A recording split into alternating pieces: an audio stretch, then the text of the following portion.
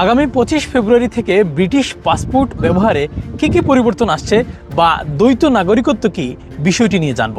মূলত দুই দেশের নাগরিক অর্থাৎ বাংলাদেশি পাসপোর্টধারী একই সাথে আপনার ব্রিটিশ পাসপোর্ট থাকলে আপনি দ্বৈত নাগরিক। এবার আসি মূল বিষয়ে। যুক্তরাজ্য সরকার আগামী সপ্তাহ থেকে দ্বৈত নাগরিকদের জন্য নতুন একটি নিয়ম কার্যকর করতে যাচ্ছে।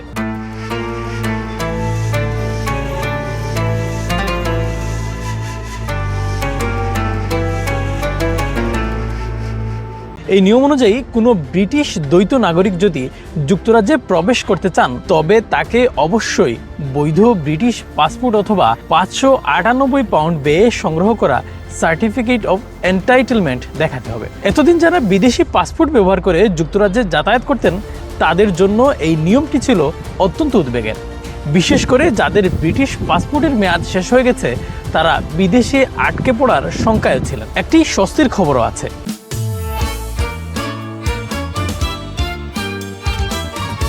আগামী বুধবার থেকে কার্যকর হতে যাওয়া নতুন নিয়মে দ্বৈত নাগরিকদের ব্রিটিশ পাসপোর্ট থাকা বাধ্যতামূলক করা হলেও বিশেষ ক্ষেত্রে মেয়াদোত্তীর্ণ পাসপোর্ট গ্রহণের সুযোগ রাখছে ব্রিটেন। এয়ারলাইন্স বা পরিবহন সংস্থাগুলো চাইলে তাদের নিজস্ব বিবেচনায় মেয়াদোত্তীর্ণ ব্রিটিশ পাসপোর্ট দেখে যাত্রীদের বোর্ডিং পাস দিতে পারবে।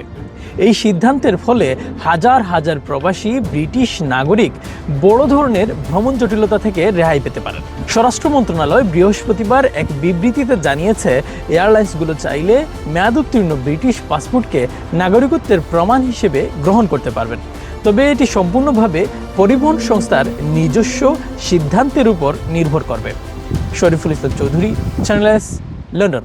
20 KG Disha extra long basmati rice পেয়ে যাচ্ছেন মাত্র 2099 এ, শুধুমাত্র ইলফোর্ড বাজারে।